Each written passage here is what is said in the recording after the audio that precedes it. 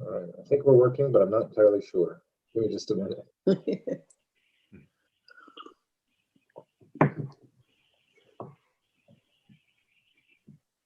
All right, here we go. Yeah.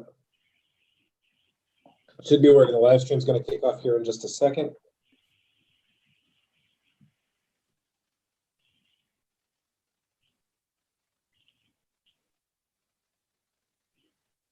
So Eric, can I give you a quick call right after Bible study about outreach? Just be a few minutes. Thanks. Sure. All right, let's see if we got this going. Okay, looks like we are on. Should be working. I'm just, I can hear myself coming through like multiple things. Okay, so here we go. Sorry about that, and thanks for the patience. I know we got some folks joining us on Facebook as well, and so I appreciate their patience too. And here we go. All right, so welcome everybody to the First Congregational Church, our Bible study. We're going to be talking about Passion this week, the Passion of Christ. The Passion of Christ roughly refers to, first of all, I want to check. I was coming in and out last week. Can you all hear me okay? Am I coming in okay? Yes? Okay, cool.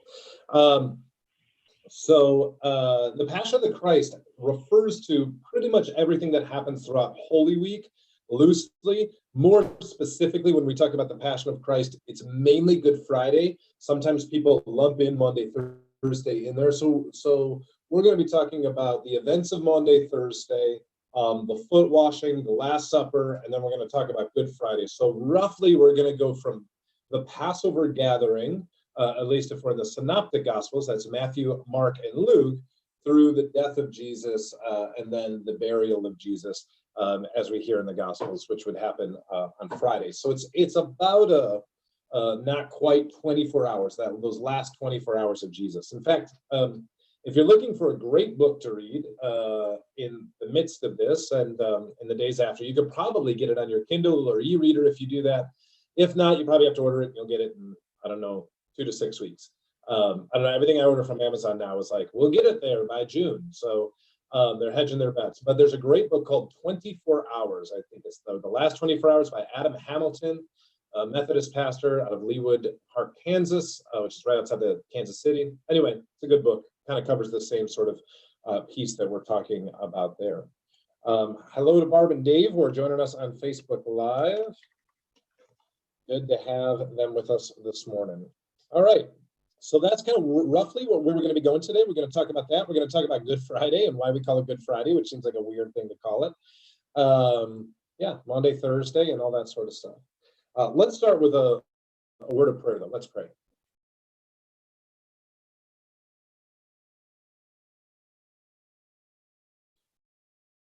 Creating, forgiving, loving, and redeeming God, we come before you on this holiest of weeks. We come before you with our hearts and souls, and especially our minds today, to hear you speak that still and quiet word of grace, a grace that comes to us in the midst of the shadows of darkness, a grace that comes to us in the midst of deep grief and pain and lamentation, a grace that holds us close in the unknown, the waiting, those holy Saturdays of life. And we thank you for that faith and that hope that move us ever onward toward Easter, reminding us that life may bring darkness and grief and lament and pain, but none of those will have the final word. That Sunday, that Easter, that new life are coming. Amen. Good morning, Maridel. Good morning, Susan. I'm going to just put this in the, how do I do this?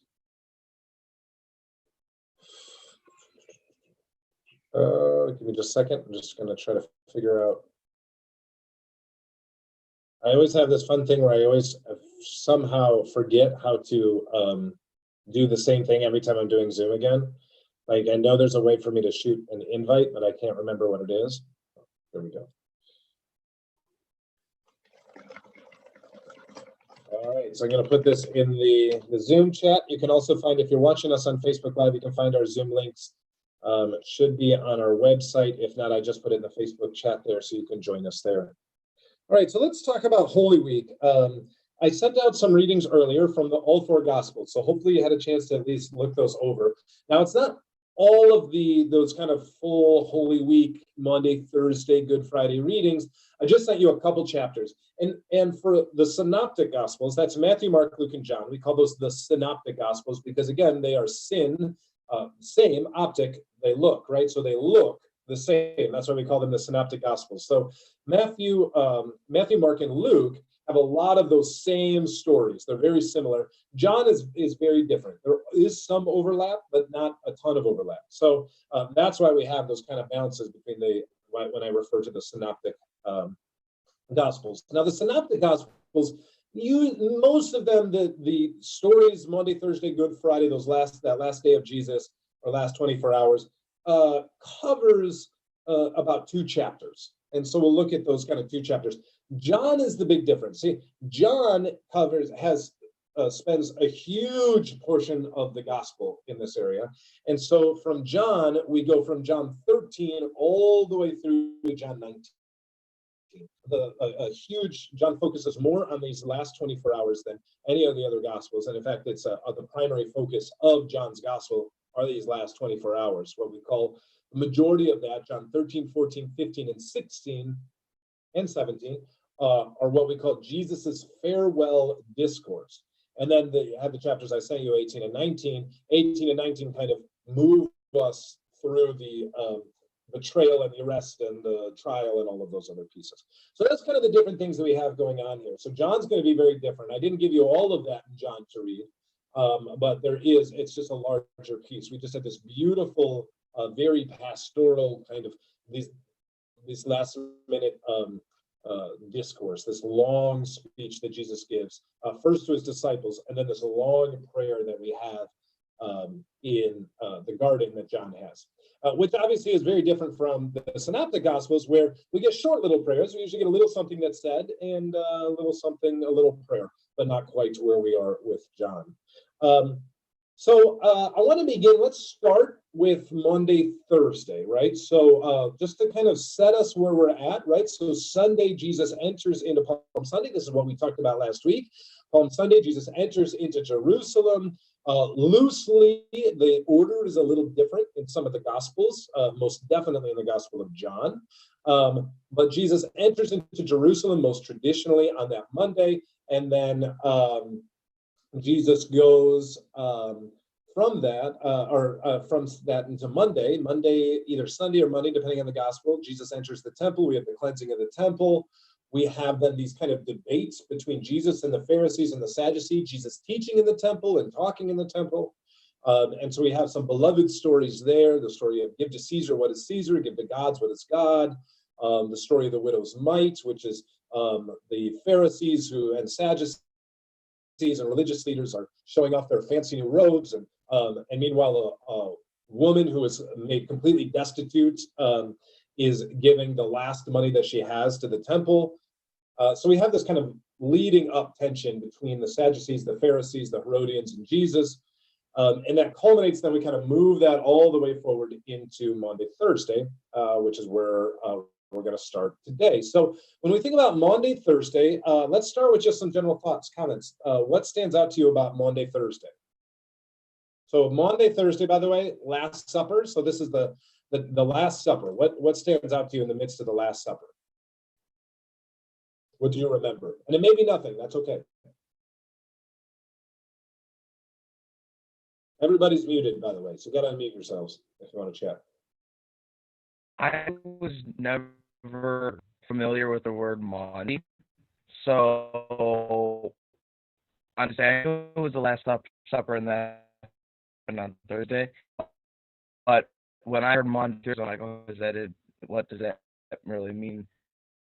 But now that I know it's the Last Supper, I'm gonna say so. My knowledge is a little limited in that respect, but still, I know a little about the Last Supper from Sunday school and teachings through church. All right. Your audio is coming a little robotic, so I'm just going to try to rephrase that, and you give me a thumbs up if I got that right. But it's a question of, where does Maundy come from? You know that Maundy Thursday is the Last Supper, but this weird word, where does Maundy come from? I know you learned a little bit about it in Sunday school and those sort of things. Maundy, that's a great question. As my father needs to, every year, will send me a text. I guarantee you tomorrow morning, it'll be one of the first texts I receive, that says, Happy Monday, Thursday. And he goes, I don't know, is it Monday or is it Thursday? Every year. It's like the worst dad joke, and it comes in. But now, of course, I kind of love it. So Maundy, Thursday, there's two kind of stories. One is the most likely where it comes from, and then there's it might have come from this. We'll see what that is. Most likely, what it comes from mandatum, which is a Latin, which basically is the word for commandment. And Maundy Thursday actually refers to the Gospel of John, the Gospel of John, where Jesus washes the disciples' feet and says, this commandment I give to you, this last commandment I give to you, that you love one another as I have loved you. And by your love, they will know that you are my disciples if you have love for one another, right? So it's that love commandment. That's where we get Maundy Thursday, that beautiful idea of that we are called to serve and love one another. So that's where Maundy comes from. Now, the interesting piece of that is that we treat Maundy Thursday in the same way that we treat the birth of Jesus, right? So the birth of Jesus, is kind of a gospel buffet. Right, so we go to our buffet, right? And you guys like eating at buffets, right? You go there and you're like, oh, you know what I really like? I want a little bit of the angel coming and telling Mary, coming to Mary and the Annunciation. That's so, let it be with me. That's great. I'm gonna take a little bit of Gospel of Luke. That's where that's from. And then, but what about when the angel comes and also reassures Joseph? Well, that's Matthew. So let's throw a dash of Matthew in there. And shepherds, got to have your shepherds. So that's a little bit of Luke too, right? So we pick and choose. And what about in the beginning, there was the word. So we'll top it off with a little John for dessert in the corner, right? And that's kind of, we put all that together and we say, this is the birth story. And then we have kids do it on Christmas, but you're never going to find that pageanty story that we know and love in one gospel. The same thing is Maundy Thursday, right? So Maundy Thursday, as you said, Michael, right? Maundy Thursday, most of us may think of as the Last Supper, right? On the night in which he was betrayed, Jesus gathered in the upper room with his friends to celebrate the Passover. And before supper, Jesus took the bread, gave thanks for it, broke it, and gave it to his disciples, saying, take and eat, this is my body broken for you, right? Those familiar words of institution that we often hear whenever we celebrate the Lord's Supper. That does happen on Maundy Thursday in Matthew, Mark, and Luke, but it does not happen in John. John's a weird thing. John, there is a supper, but number one, it's not the Passover on Maundy Thursday. The entire timeline of John is shifted by one day. So it's the day before the Passover that they're gathering. They're not gathering for a Passover meal. And all it says is before the Passover or before the meal or after they had eaten, but there's no words of institution. We don't get that same on the night in which he was betrayed time that's coming through. Hi, Lori. I just want to say Lori Lorenzo just popped in our Facebook, so I just wanted to say hi to her. So we've got that kind of that interesting piece where we're going to piece together stories. And I say that because if you're reading your Bible, you may feel cheated, right? So if you're reading and you're like, wait a second, I thought Jesus washed the feet, but it says nothing here about washing the feet. Well, and you start in Matthew, and then you go on to Mark. By the time you get to Luke, you'll be like, it's all lies. He never washed the feet, right? But keep going. It's in John. It's there.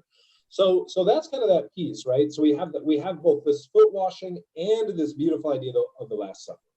A great question, Michael. What else stands out to you? What other questions do you have about this on Maundy Thursday, that upper room?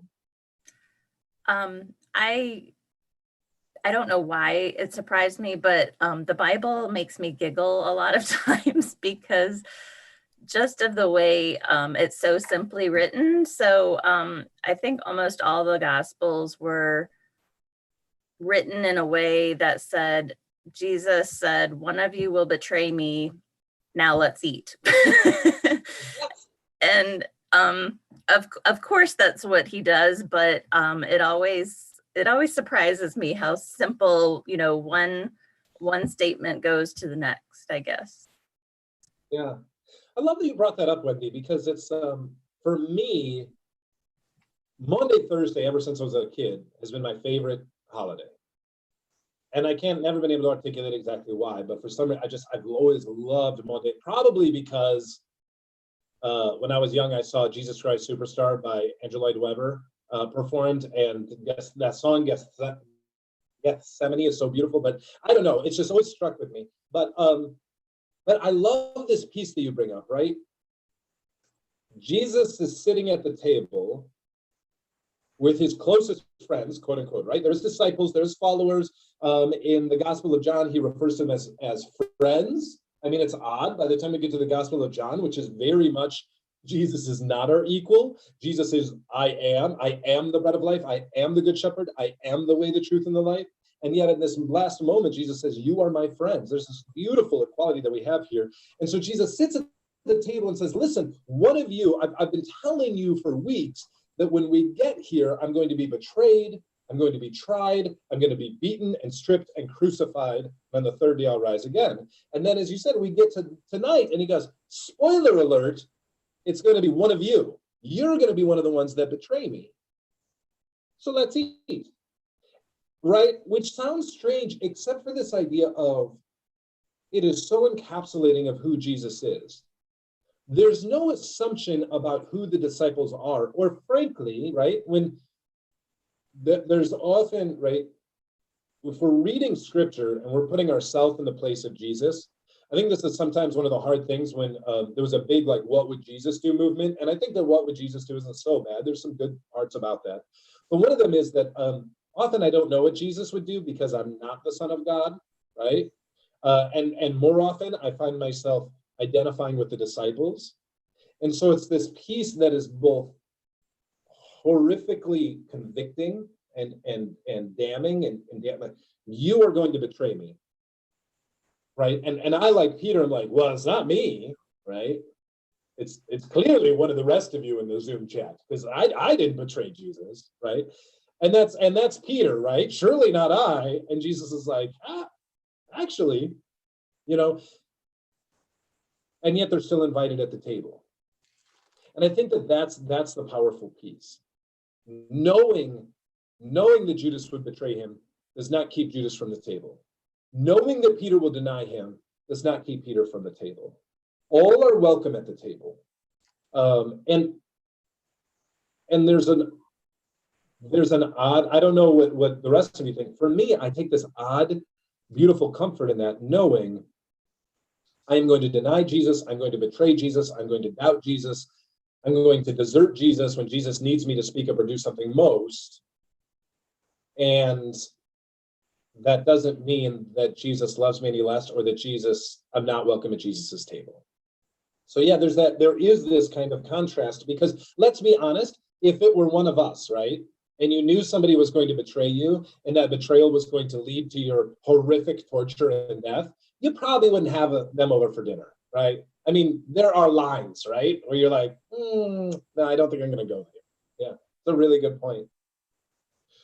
Barb Neely, oh yeah, I didn't tell you the other weird thing. So Barb wrote in our Facebook chat, she goes, she was taught that Maundy came from the word mandate, that from this time on, things were set in motion and not to be stopped, that Jesus would be crucified. And Nancy Knott writes about the Last Supper. Yeah, most of us, when you think Maundy Thursday, all you can think of is the Last Supper, right? Especially been reading Dan Brown too. So there's an interesting thing. I've heard it means mandate too, because I think actually the word mandate comes from mandatum, which is the Latin. So it's an interesting thing, Barb, about that. The other thing is, there's also an Old English word called maund, which is kind of an interesting thing going back to, so maund means to beg or refers to a beggar's bowl. Right? So there's kind of an interest. So that's most likely, and people said, well, that's because the beggars would come out and ask for food on Maundy Thursday. Or it was in the same way we are all servants, we are called to serve one another, that's why it's called Maundy Thursday. It's probably not, right? I mean, English comes much later. That's like, we're talking 18th century. Latin obviously existed a lot longer before that. So, sorry, I just didn't mean to jump back, but wanted to catch that.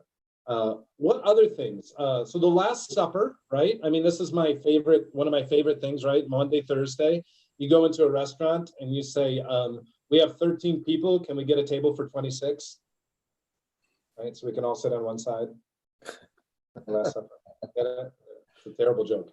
Anyway, and there's been so much that's been written about that, and Dan Brown, and maybe it was Mary Magdalene who was at the Last Supper, and that's all fun stuff. I mean, none of that's obviously specifically scriptural, except to say the fact that there were most definitely women at the Last Supper. So when we read the Maundy Thursday account, you hear about that it's Jesus and his disciples, Jesus and the 12. It doesn't even say that Jesus and the 12 are gathered in the upper room, right? But because we have a patriarchal sexist society, let me tell you, they weren't preparing their own Passover meal. Like, this sounds interesting, and for me, it was kind of, when I was a kid, we used to do this Living Last Supper, and it was always Jesus and the disciples, and so you had 13 men up there, each giving little monologues about it. And then one year there were like 5 women, and I was like, no women at the Last Supper. Leonardo da Vinci didn't put women in the Last Supper. And I remember our pastor, Reverend Nagy, at the time said, listen, like, we often think of the Last Supper as being 13 men, but there were women there. Undoubtedly, no question, Mary Magdalene was there.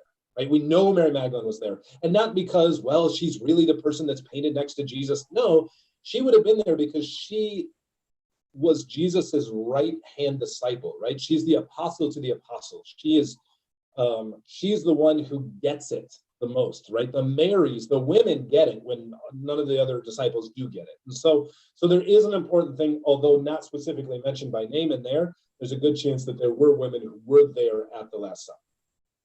All right, what else? What else stands out to you in Maundy Thursday, the Last Supper? What do you like? What has bothered you? Any of those things?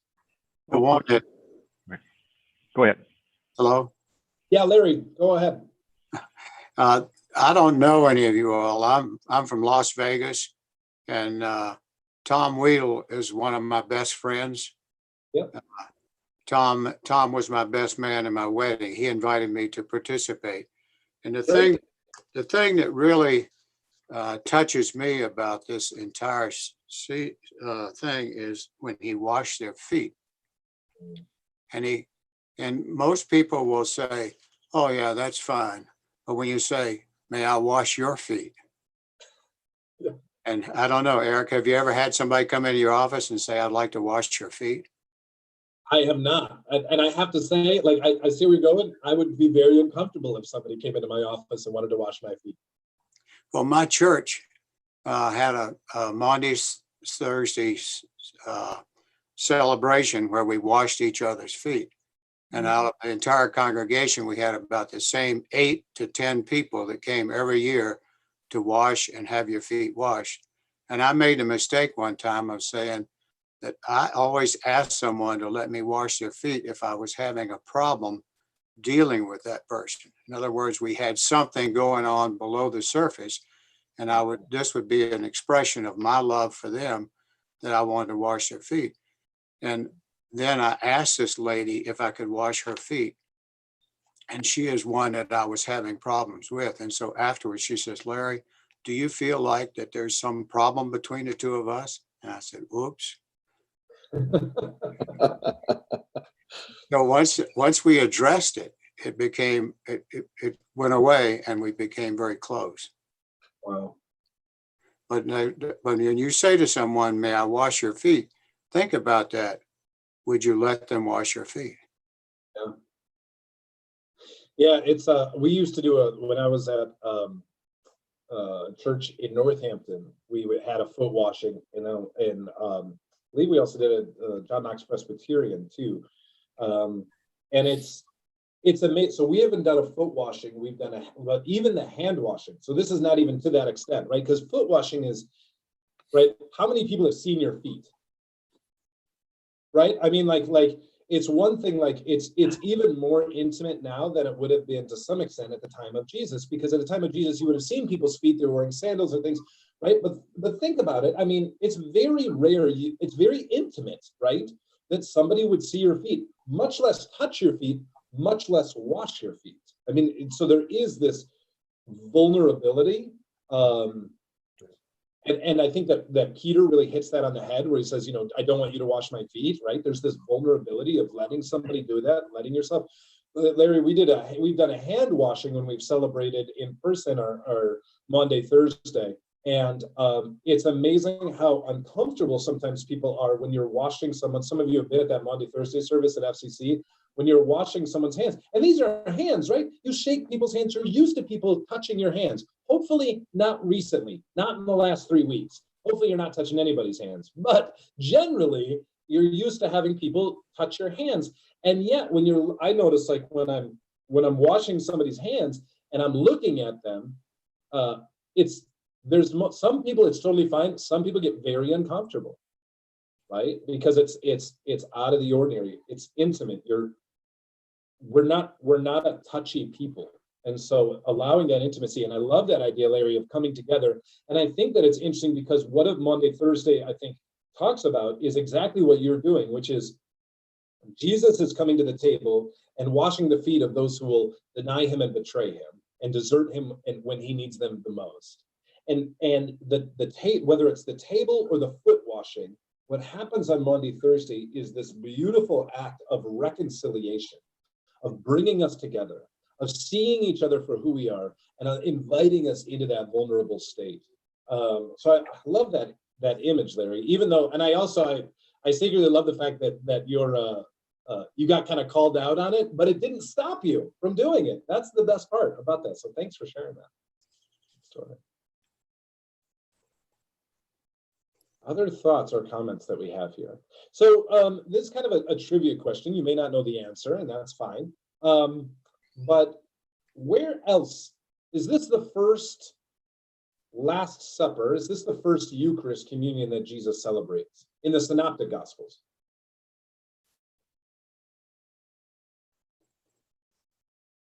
So I think often we think of this as the Last Supper, right? This is the night when those are words of institution. Jesus took the bread, gave thanks to God, broke it, and gave it. So took, blessed, broke, gave. These are the Eucharistic verbs that we have. So anytime that I preside over the table, for those of you who have had, that we've shared Holy Communion together, you've probably never heard me say the same words twice when I'm over the table, right? When I'm presiding over the table and telling the story, it's always a little bit different.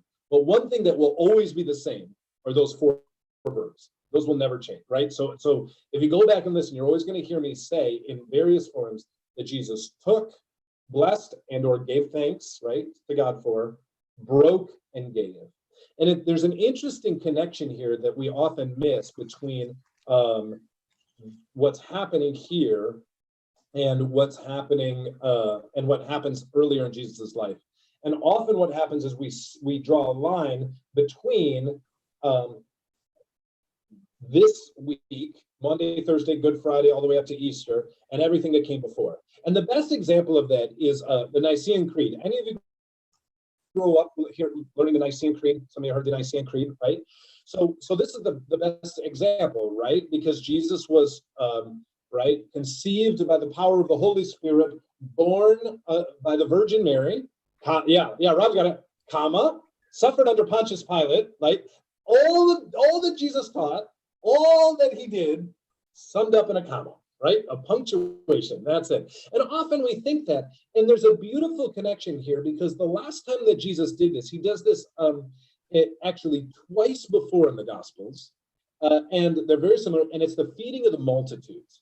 When Jesus is still all the way up in Galilee, and there's the feeding of the 5,000.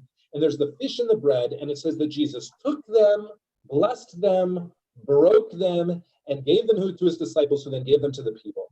And in the Gospel of John, this is actually really beautiful in particular, because in John's Gospel, when John does that, it says Jesus took it and said, and when he gives that bread out, he then goes in, this is in John 6, into what is called the bread of life discourse, this long kind of speech, where Jesus says, I am the bread of life, right? And it's really fascinating because often, for many of us, when we think Maundy Thursday, we connect communion to Jesus's death. And what's fascinating here is that the Gospel of John connects the communion, those Eucharistic verbs, took, blessed, broke, gave, and doesn't connect it to death, but connects it very intentionally and specifically to life, right? And so think of all that we know about the feeding of the 5,000. Amazing abundance, right? Amazing generosity. That the gifts, and one of the things I love about that story is does the bread and the fish come from? You remember?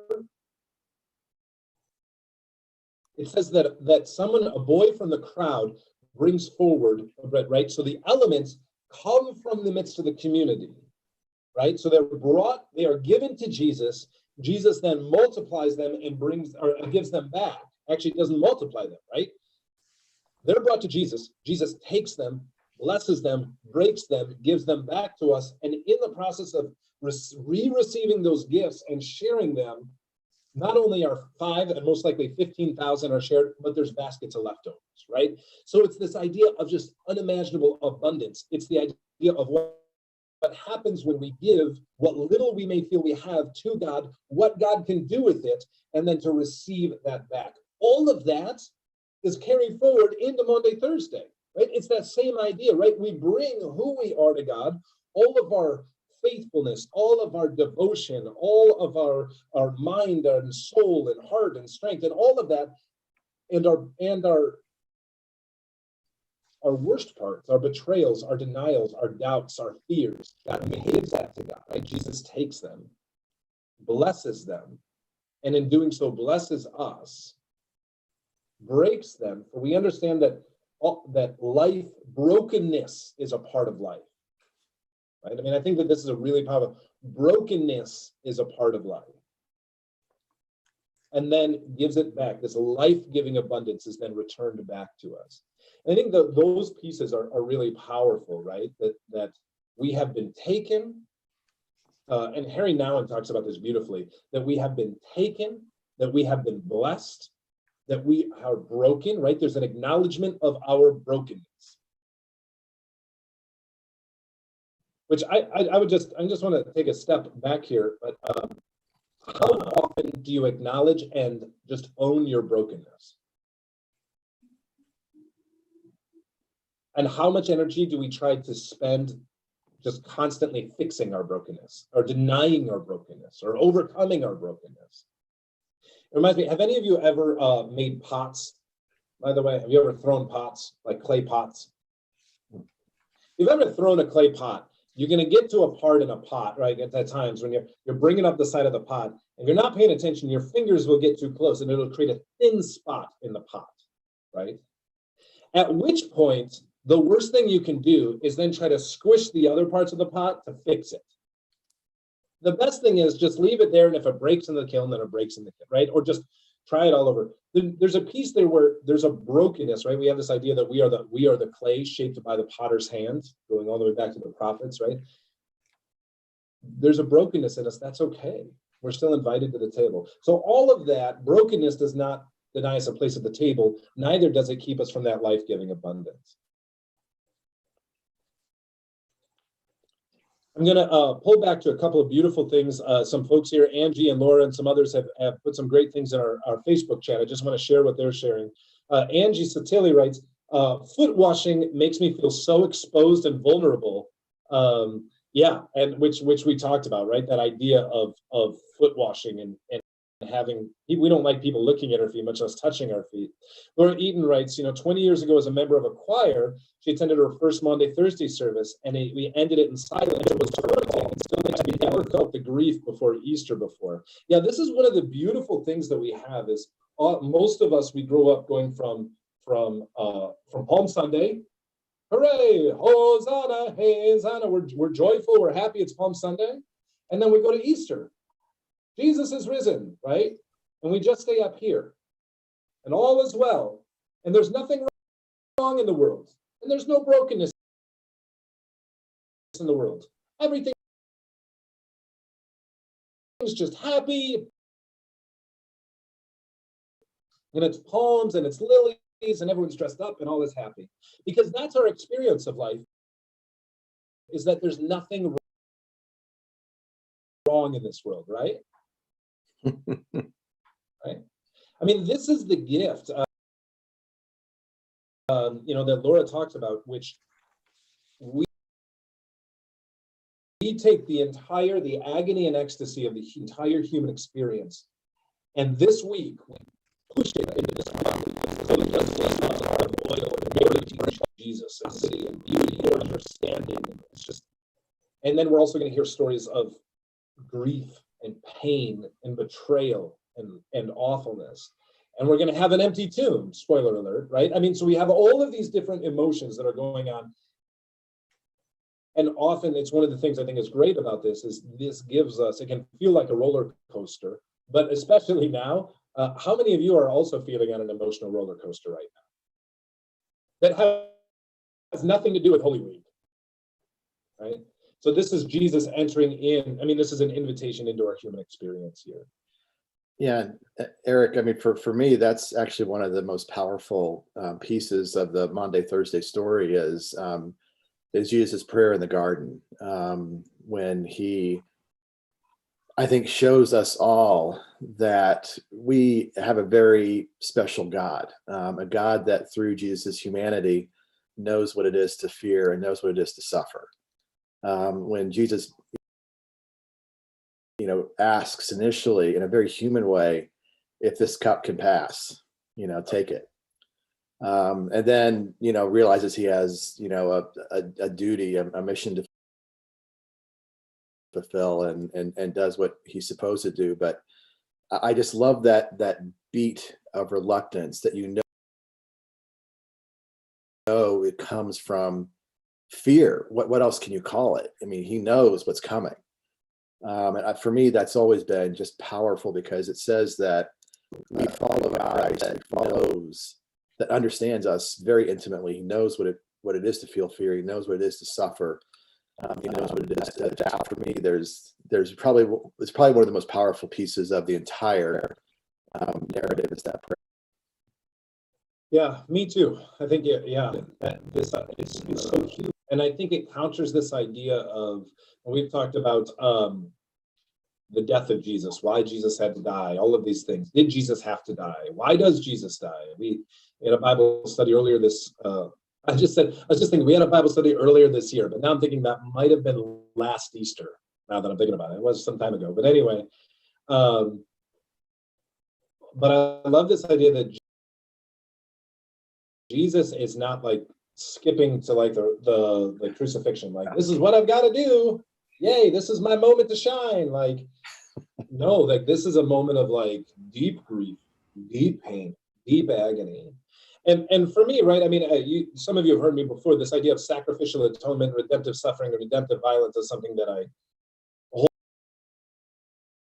wholeheartedly reject. It's inconsistent for me, for who the God and the Jesus that I believe in, about why Jesus has to die. We're going to move, it's a great transition too to move us into Good Friday. And so it really speaks to that, because it's this idea of Jesus knows what's coming, is frightful of what's coming, is fearful of what's coming, doesn't want to do it, and yet finds the strength to continue to be faithful even unto death. And that, I think, is for as a person of faith, for me, is very powerful, because I've been told by other people of faith, like, well, if you have faith, then you won't fear. Well, that wasn't the case for Jesus. And it's not that we won't fear, it's that we won't be dominated by our fear, and we won't allow that fear to guide our actions. And I also find, Rob, this beautiful thing, the most fright. What does Jesus do when he prays? And is honest. It's just brutally honest. Let this cup pass from me, please. Don't want to do it. It doesn't have the flowery words. All right, we're going to move on to Good Friday.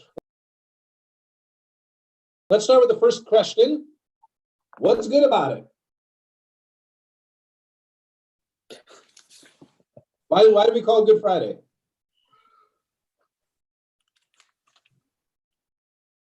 Anyone want to throw their hat in the ring? Yeah, it's a tricky idea. So Good Friday is a couple things. Most likely so the modern thing, if you go Google, what's so good about it? This is what you're going to hear. It's good because it's when Jesus took upon the sins of the world and died for all of our sins. That's the short kind of like, this is why it's good. But what if you don't believe that that was actually the case? What if perhaps you don't believe in sacrificial atonement and that Jesus didn't die taking upon the sins of the world, or you have a different interpretation of that? And then doesn't that deny the brutality and pain of it? I mean, it's a tense moment. So I want to give a couple other, I mean, that's one interpretation. I want to give a couple other ideas of why this is good. First, you have to remember that most of these words, Maundy Thursday, right? Most of these words that we have are not from the normal modern English vocabulary. So for example, Good Friday, if we go all the way back to say the time of King James 400 years ago, when most of these words really get set in and we start translating it from other languages into English, Good Friday did not mean good in the sense of like benevolent and happy and joyful and those. That's not what good meant. Good meant, and you can see this in the OED, the Oxford English Dictionary, that Good Friday meant to be set apart, or as a holy day, set as a holy day by the church. And so actually there were a variety of holy days that were just called good. Easter was called, I think, like was called, or not Easter, Christmas was called like Good Yuletide or something. I mean, it was given a specific name. It wasn't Yuletide, but it was given a specific name that correlated. So other days were called good, and they were just meant to be holy. And actually there was, just like we have Holy Monday, Holy Tuesday, Holy Wednesday, Holy Saturday, those were actually called Good Monday, Good Tuesday, Good Wednesday, and Good Saturday, because they were just considered holy days. They were considered high holy days as set apart from the church.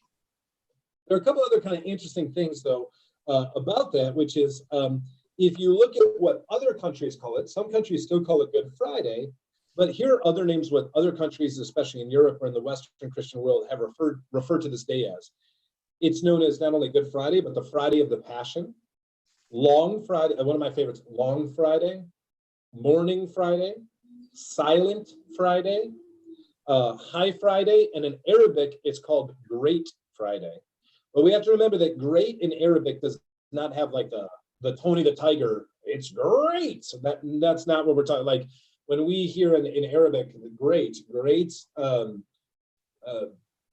encompasses awe, holiness. The magnitude of greatness is the magnitude of the universe in the country at night, which is both breathtakingly beautiful and terrifying in its vastness, right? That's what great encompasses all those things.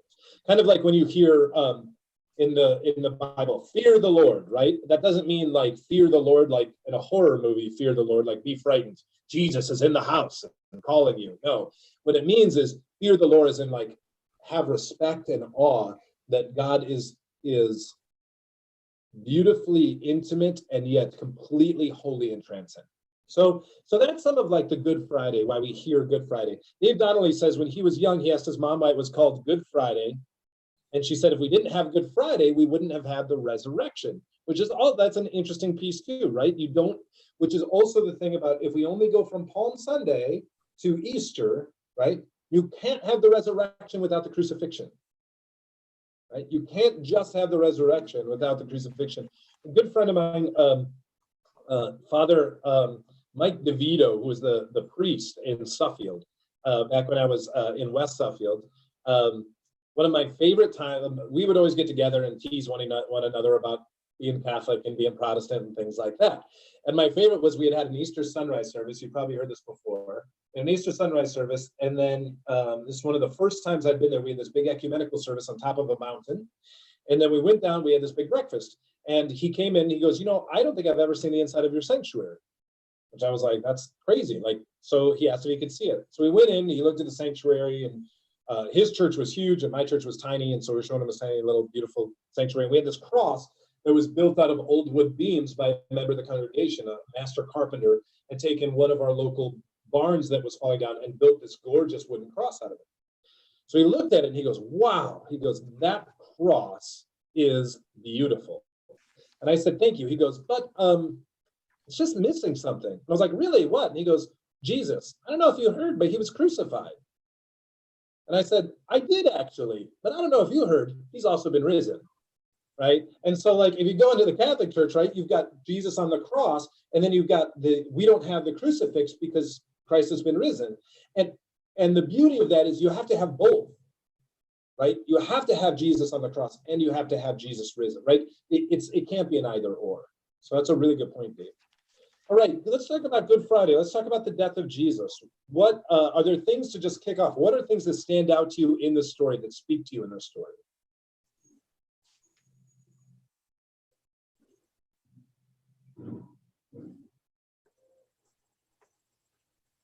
So now we're looking more into like more John 19 and Luke 23 and Mark 15 is kind of those areas. I think for me, this is my first time reading these passages. So just in reflecting on my reactions, I already knew the violence of the crucifixion, but what stood out for me in reading for the first time was the mocking, because I think I can't put myself in the violence shoes, but I probably could put myself in the mocking shoes. So that stood out for me. So yeah, that's an interesting point, Wendy. Thanks for lifting that up. It's the first century YouTube comments and Facebook comments, right? And I don't say that to make light of them, but think of how much hurtful, mocking, snarky language, right? From the crowd, right? You have this beautiful anonymity of people just shouting these things at Jesus, and they don't have to be responsible. It's not like they're necessarily, yeah, you know. If he's the Son of God, let him save himself. He said he would tear down the temple. Look at him. He can't do anything now, can he? Right? I mean, it's this kind of this derision and anger. Yeah. One image from the arrest scene that always has seemed odd to me, kind of like a Sesame Street, one of these things doesn't belong with the others, is, you know, you have love, the love narrative and the suffering and the prayer on one side, and then the other side, you know, everything that happens with the crucifixion. But right at the moment of arrest, at least in John, you have Peter drawing a sword and lopping off, you know, someone's ear. It's like, where did the sword come from? And I guess importantly, why is that important in the narrative? Why does violence, you know, precipitated by the disciples make an appearance when you don't see that anywhere else? Yeah, Robin, the thing that struck me is, why wasn't he arrested for lobbing off the ear of the servant? That's a great question. Yeah. And I have to say, I don't know which gospel it was in, but this morning when I was revisiting it, Jesus in one of the gospels instructs them to have swords before he gets arrested, right? Yep. Yeah, that he does. I was surprised about. I hadn't known that before. Yeah. To fulfill the scripture, is that what I understood? Yeah, there is I'm pretty sure it's the Gospel of Luke. Hold on, I'm just gonna look that up real quick.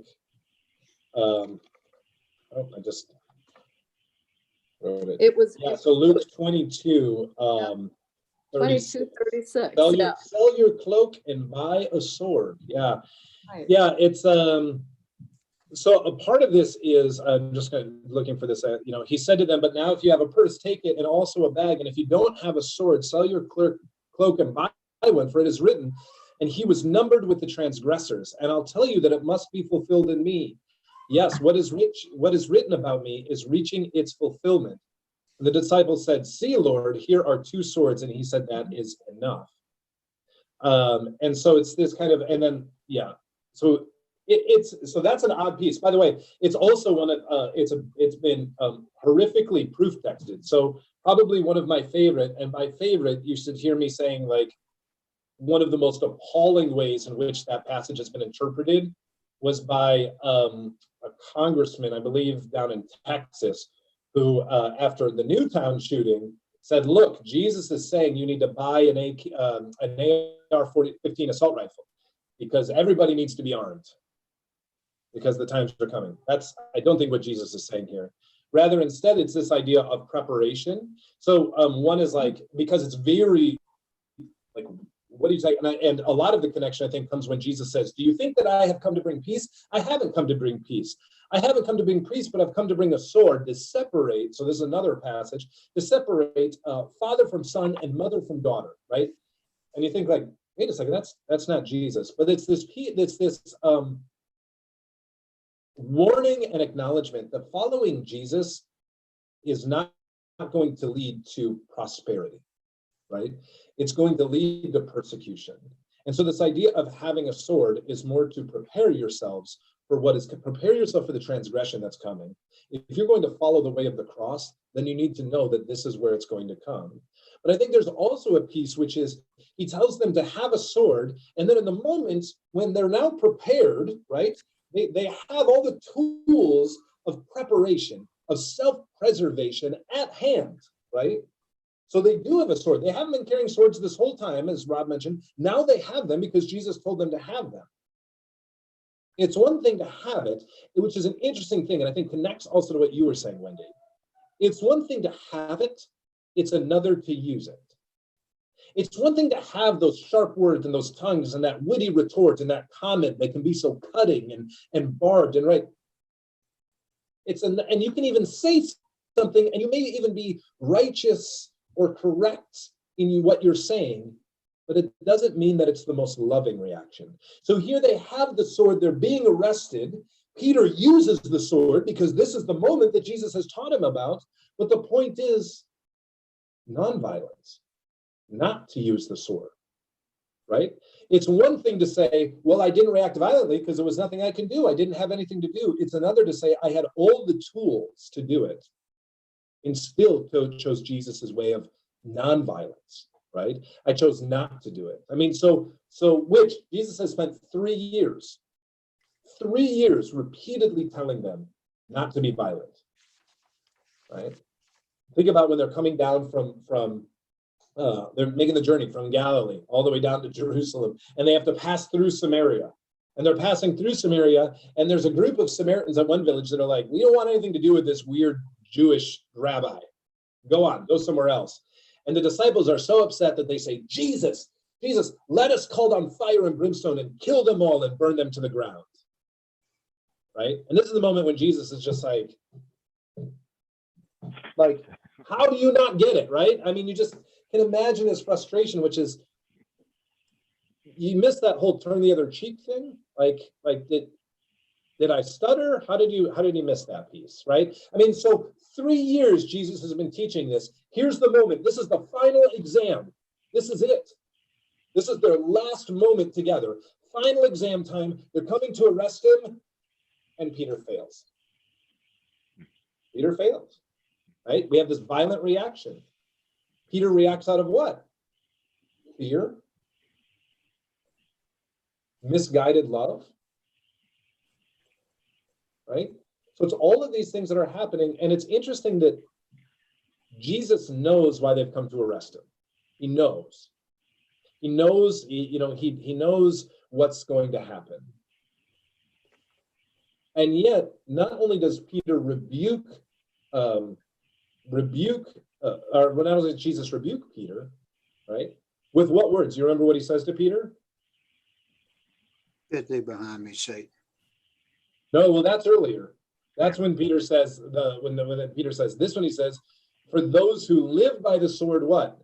Die by the sword. Right? Violence is cyclical.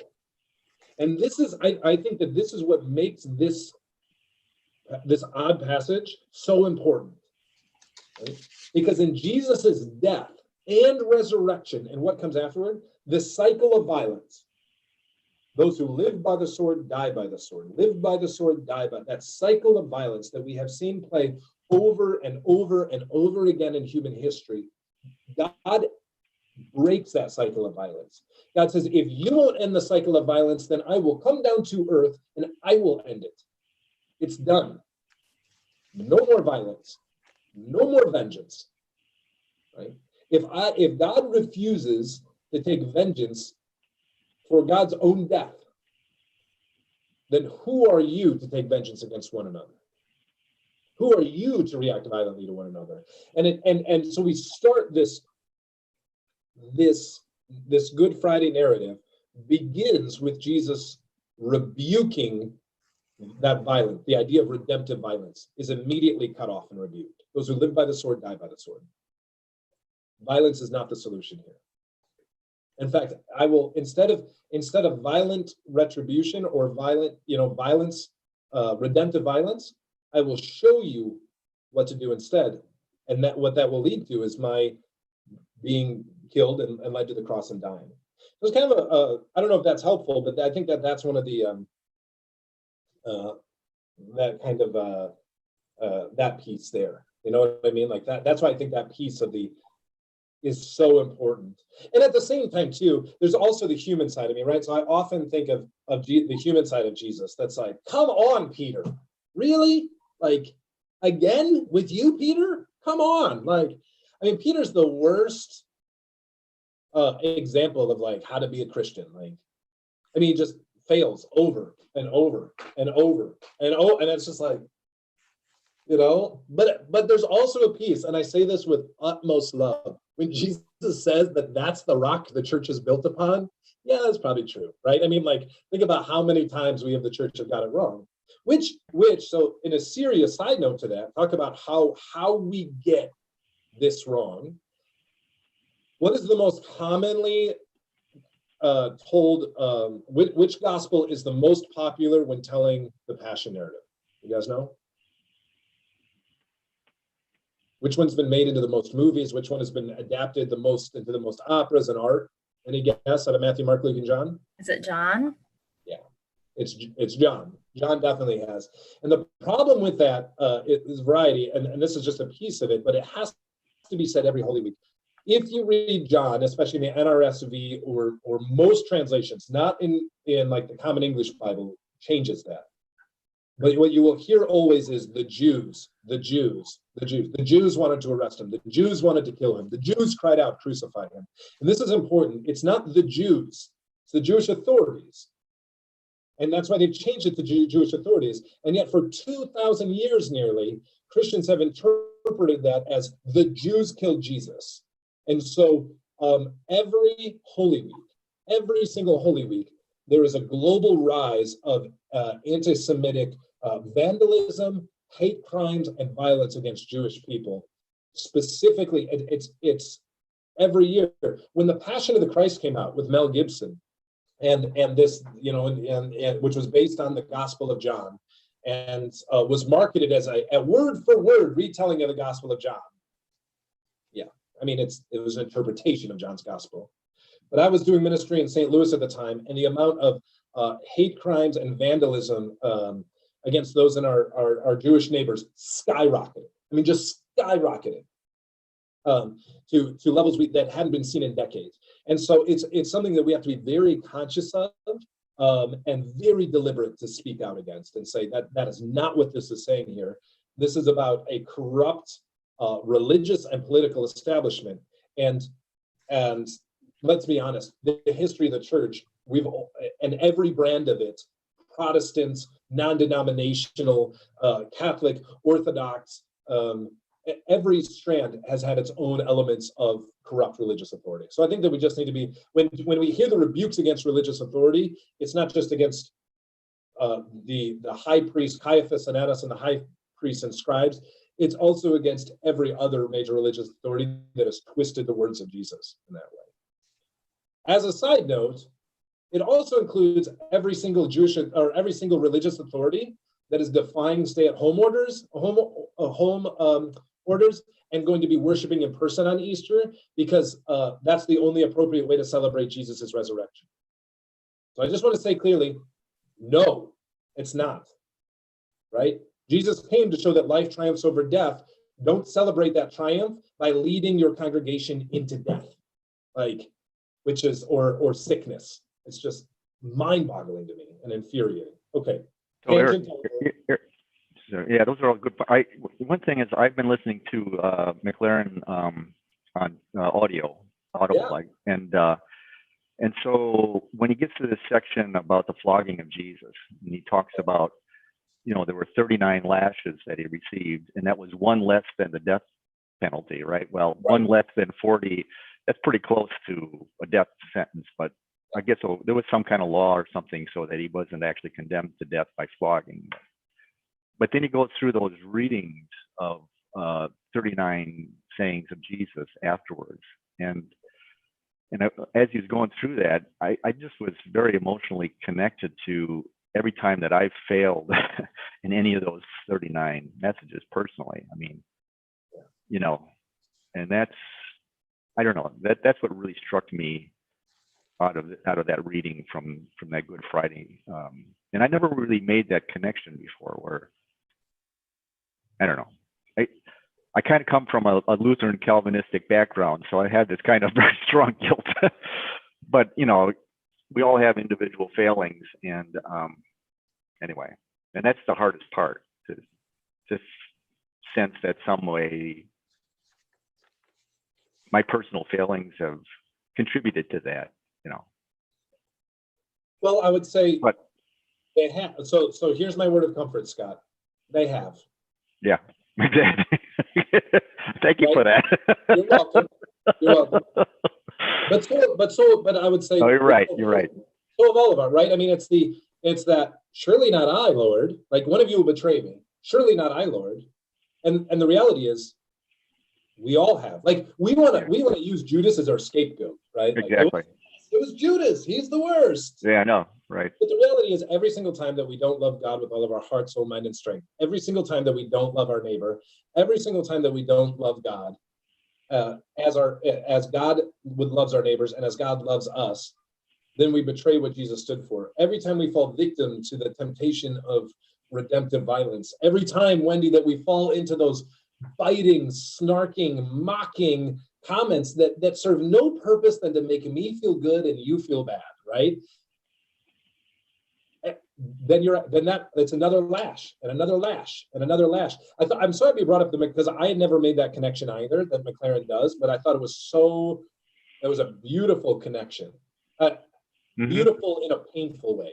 Right? Yeah, right, exactly. Yeah. Thanks for bringing that up. Yeah. Yeah, so so like you brought up the 39 lashes, the 39 lashes, as you said, right? It's one less than a death sentence, right? So we have this, and this is another one, right? So the Jewish authorities didn't have a law to put somebody to death. And so we have this kind of, so we have this, we're going to bring you right up to death, but not quite kill you. We have this kind of, we're going to do everything, but not quite. Now, John's kind of odd. We have this reluctance on behalf of Pilate. We talked about this before. Let's just clear the air. Pilate was an horribly violent and abusive tyrant.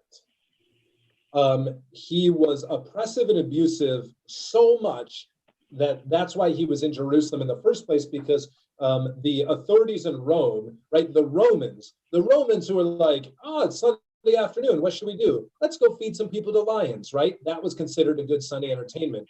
Even they looked at what Pilate said and were like, buddy, you are taking this too far, right? So they sent him to this awful, dusty backwater about as far from civilization as you can get, which was Jerusalem and Palestine. Right? This was not a plum assignment. This was a horrible place to go. It was hot and uncomfortable and miserable and dusty and away from all the joy of Rome, right? That's why he was sent there. In fact, afterward, Pilate eventually, because he was so oppressive and abusive, will actually eventually be removed from power by Rome because of that. So this idea that like Pilate was he washed his hands and he had this dream and he's the sympathetic character. No, he was not. He was a terrible person and he murdered Jesus. Like, let's just put that out there. Jesus was executed by the state. And why was Jesus put to death? For sedition, right? And we talked about this last week. Jesus is killed for sedition. Jesus is killed because what does Jesus talk about more than anything else? What's the number one thing Jesus talks about? The kingdom of heaven. Yep. The kingdom of heaven, the kingdom of God. And if you are controlling a vast empire and somebody comes and starts talking about another kingdom that is coming and inviting people to live in another kingdom, that's sedition. And the Romans did not tolerate sedition at all, right?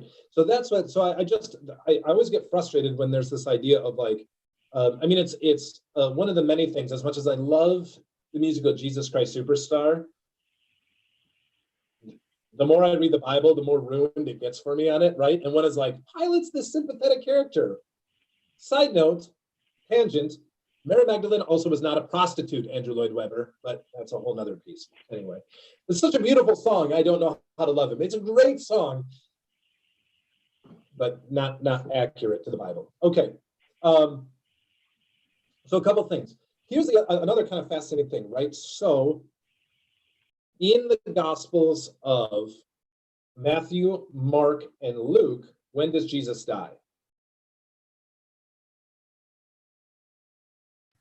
Isn't it like the 9th hour?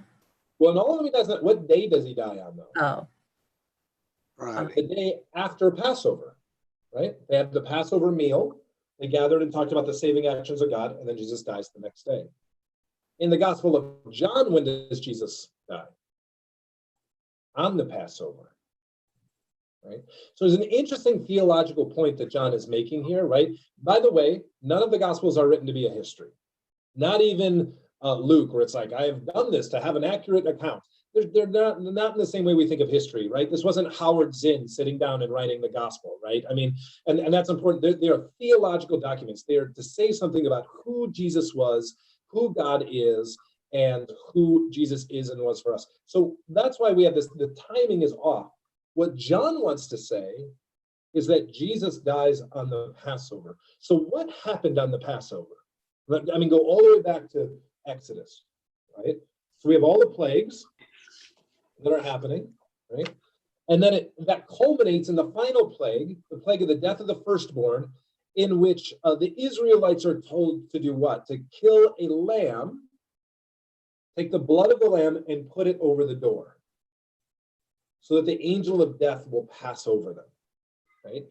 So that's where we get the idea of a sacrificial lamb, right? The lamb was sacrificed, the lamb dies in order that life may continue, right? That death and oppression and slavery will not have the final word, right? But that liberation is possible, right? That's what the Passover lamb made, that liberation possible.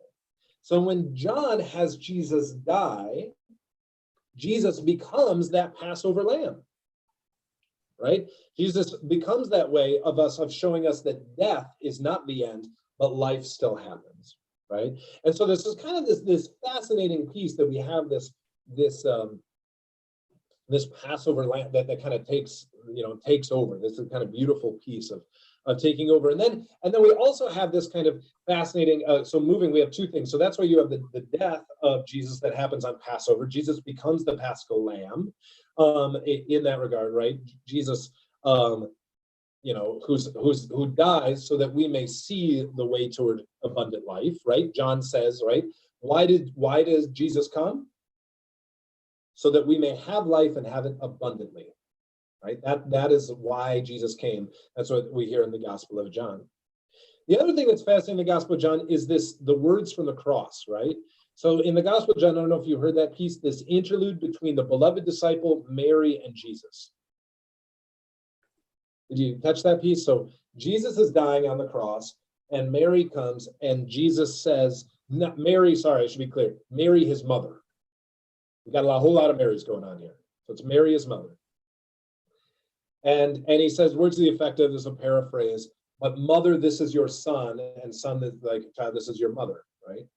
It's kind of an odd thing here. Like, what does this mean? Does this mean that Jesus is saying the beloved disciple is like his brother?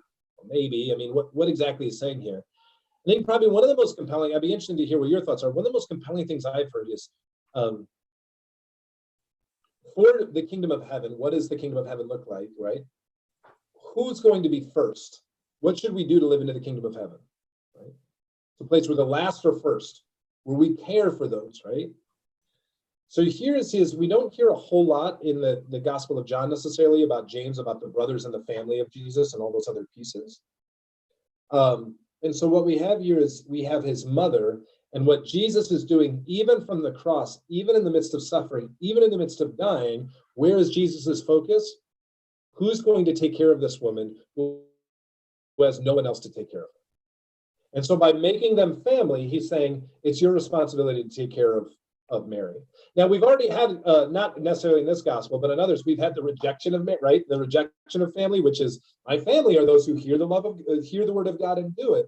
But at the same time, it's still this idea that the family of God is that's not Jesus cutting them out of the family of God. It's rather Jesus broadening the family of God. It's not just his blood family, it's everyone. And here, even in the cross, right, even in the midst of suffering, his focus is who's caring for the least of these, which I think is, for me, is really helpful right now, right? So I'm not saying that we're all being crucified right now, but in these difficult and uncertain times, where is our focus?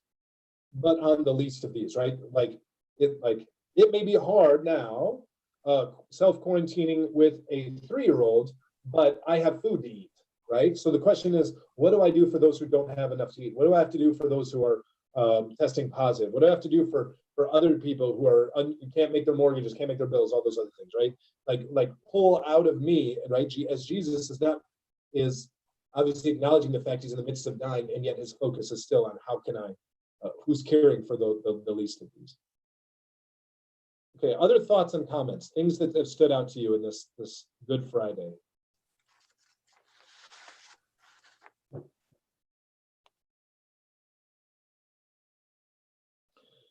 So I want to go back and talk about Barabbas real quick. Keep looking. If there's things that are happening, just give a shout out or something, or put it in here. Before I do that, there's Laura Eaton had written about this. There's a couple of things that we've had in the chat. We've had 2 questions. One about the significance of the 2 other being crucified.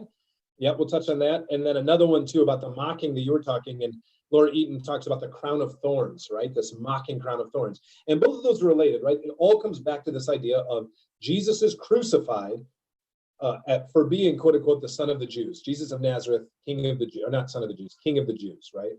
And so it's interesting, there's 2 pieces that are happening with there's 2 criminals, one on his right and one on his left, right? First of all, I always hear like, these are criminals, right? So I always thought like, great, so it's Jesus and he's got like a shoplifter on his right and like, I don't know, somebody who was also terrible and like a murderer on his left, right? That was my vision, right? They're criminals. But these most likely are, if they were criminals, they just would have cut their heads off and been done with it. The fact that they're crucified means that they're bandits, but what is called social bandits, which basically means these are freedom fighters, these are revolutionaries, these are zealots that are on each side. These are people who are defying Rome for the Jewish people, right? So it's this idea that Jesus is also different from both of these, but also in the company of those who are working for liberation, only in a different way, where those 2 would have been working for violent liberation. You have Jesus, who is being crucified non-violently, who has not acted violently, who's not advocating. The 2 bandits are advocating for a political upheaval. Jesus is advocating for a personal upheaval that also takes place in community, right? But again, Jesus isn't just about the liberation of the Jewish people, like the 2 others who have been crucified. Jesus is for the liberation of all people, including the Romans, including the Gentiles, right? And so we have that kind of fascinating, that piece that's happening there. But that's where we get this mockery of like putting the crown on his head and doing all of that, is this idea of kind of like, it's this hyper focus on the fact that Jesus is talking about the kingdom of God, and that they give him this title, the King of the Jews. Yeah. Sorry, go ahead, Rob. Oh, I'm sorry. Let me finish. I wanted to actually circle back if I could, because I wanted to lift up that passage, part of that passage that we were talking about with Jesus and his mother, because it's one of the examples that Cynthia Bourgeau in her book about Mary Magdalene lifts up as Mary Magdalene hiding in plain sight in the Gospels, because there's an ambiguity about who is the disciple that Jesus loved. If you just read the text, it says Jesus' mother and his mother's sister and Mary Magdalene stood near the cross. When Jesus saw his mother and the disciple whom he loved standing nearby, he said, and then at the end of this passage, John, or at least in the English translation, genders the disciple with a hymn. They took it to his house.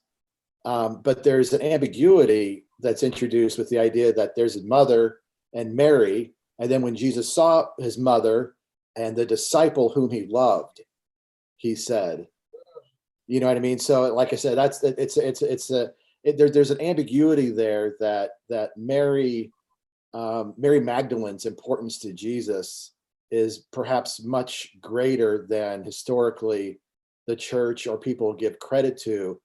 And like I said, this is one of those passages where, at least Bourgeot suggests that Mary Magdalene is hiding in plain sight if you really want to see her. And John does this in several places. He kind of he salts the Magdalene here and there in places. And it's interesting because she's almost more prominent in some ways in John than she is in other gospels. And I don't know if you have any thoughts on that, but I feel like there's a lifting up of the feminine in the church, that in the historic church even, that can be pretty affirming or pretty important. If you buy that.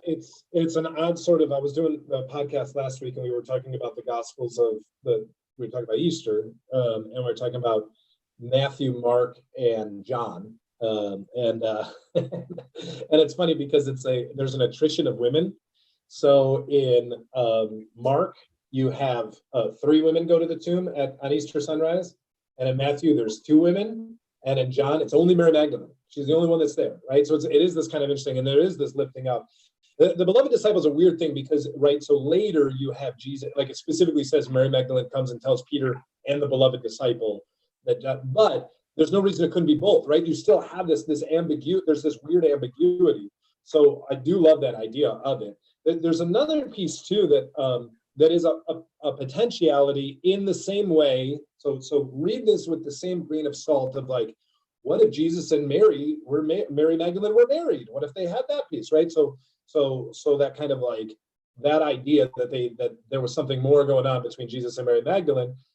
There's just as much credence that there was something going on between Jesus and the disciple that Jesus loved, and whether or not that was Mary Magdalene or whether or not that was John, right? That John writes himself into the gospel as the disciple who loved. And is there a latent, obviously that can't be the case because Jesus couldn't be gay. That's the traditional understanding, but scholars, especially LGBTQ scholars, have said, wait a second, maybe when we're talking about that this is the disciple that Jesus loved, maybe there was a deeper love that was happening here. And so what we have is a same-sex love that's happening there too. Again, there's some great books that have been written about it. I don't think it can be discounted, but it has the same credibility of like, were Jesus and Mary together? Like possibly, but we know they both hold prominence. And I love the idea that what if Jesus is referring to, what if at this moment he's referring to Mary Magdalene? That's a great, I had never heard that before. Thanks for sharing that, Rob. I hadn't heard that.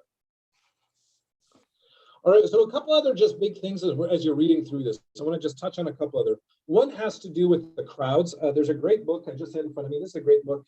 It'll pop up called, can you see? It's called Beyond the Passion, Rethinking the Death and Life of Jesus. It's by Stephen J. Patterson, who was my New Testament professor. He's awesome. Anyway, it's interesting. He's done a lot of great work, predominantly on a lot of work on the Gospel of Thomas, but also in the other Gospels as well. And one of the pieces he points out is that we often think that there are the crowds on Palm Sunday and how quickly they go from shouting hosannas on Palm Sunday to crucify him on Good Friday.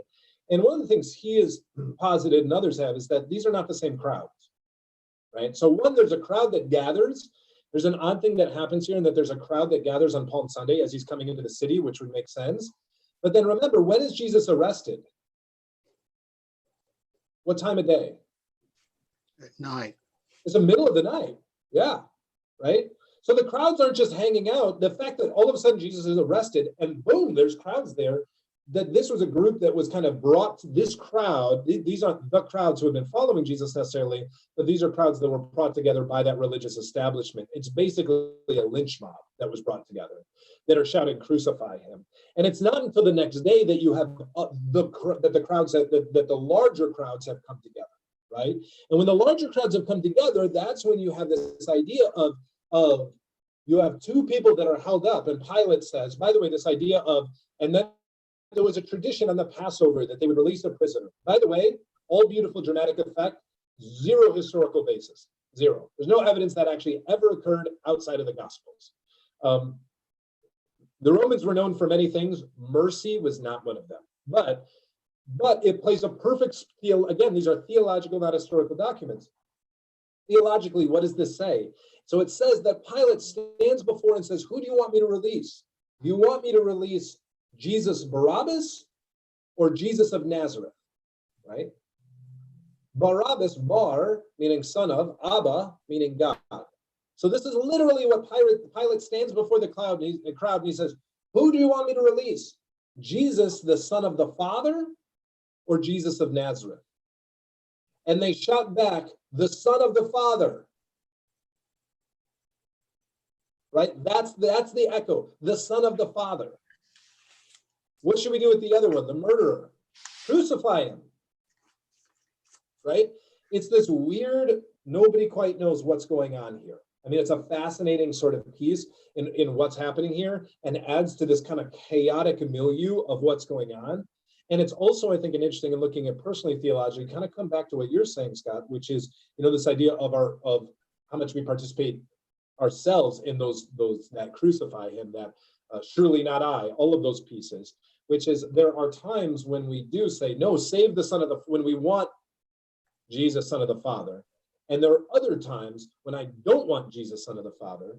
You know what I mean? I want the human Jesus. I want the other Jesus. I want somebody else. I want a Jesus who's going to tell me that I'm perfect just the way that I am, that there's nothing wrong, and I don't need to forgive anyone, that I'm self-righteous, and that if I follow Jesus, then I will be rich and healthy and well, and I'll win the lottery, and everything will go well for me.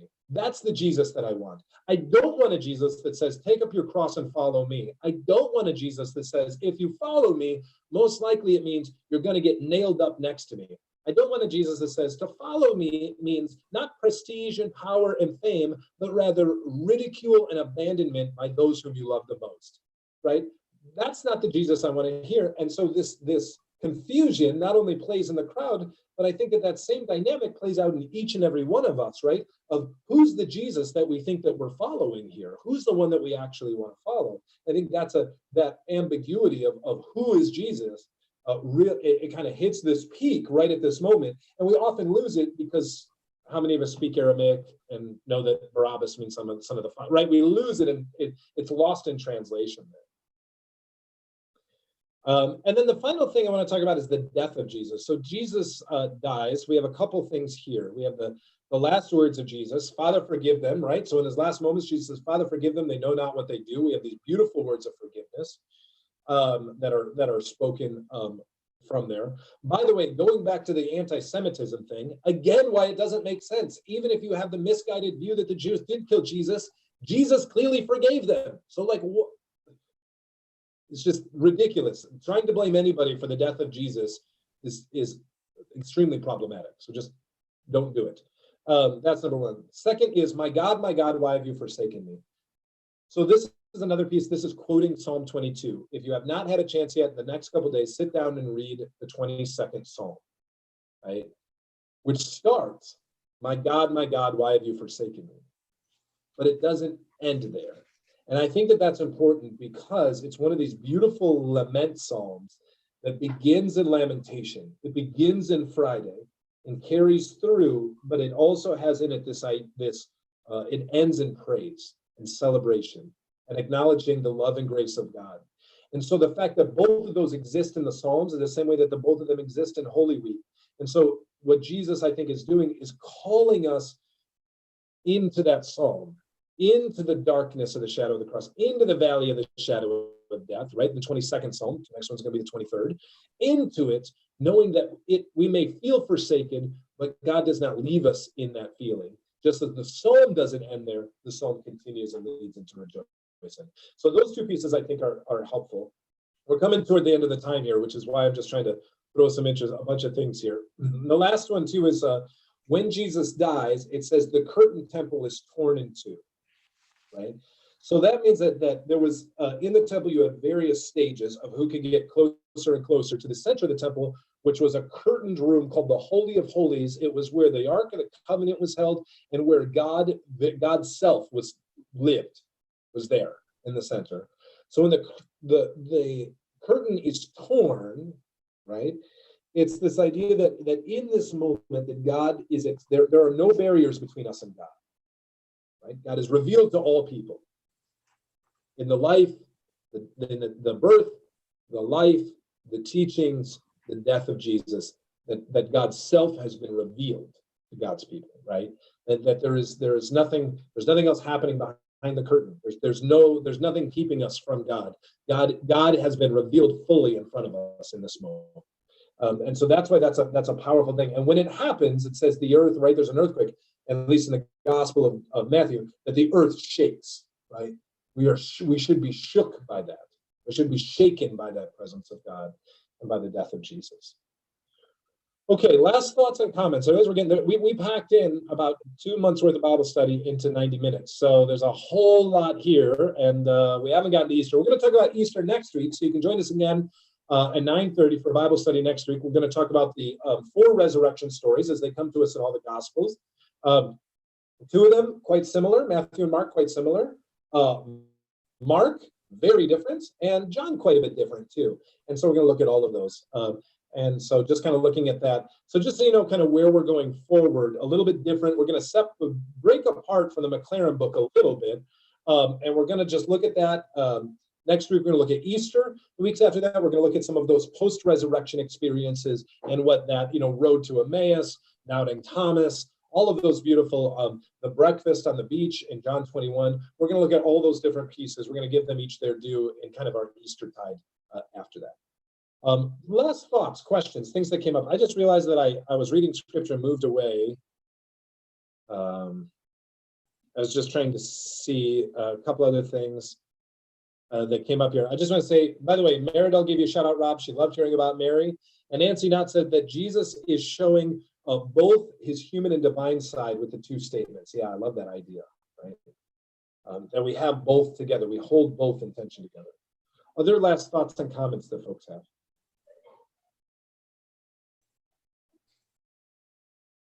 All right, friends.